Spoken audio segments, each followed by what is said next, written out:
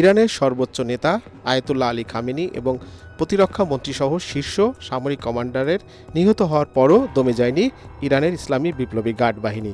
The Times of Israel জানিয়েছে, Iran নতুন করে মিসাইল ছুড়েছে। সাইপ্রাসেও ক্ষেপণাস্ত্র হামলা চালিয়েছে দেশটির বাহিনী। হামলা অব্যাহত রেখেছে ইসরায়েল ও যুক্তরাষ্ট্রের যৌথ বাহিনী।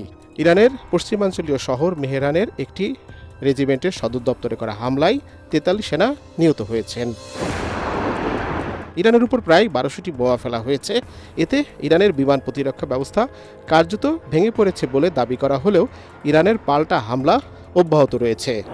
ইরানের ইসলামী বিপ্লবী গার্ড বাহিনীর সদর দপ্তর ধ্বংস করা হয়েছে বলে দাবি করেছে মার্কিন সামরিক বাহিনী।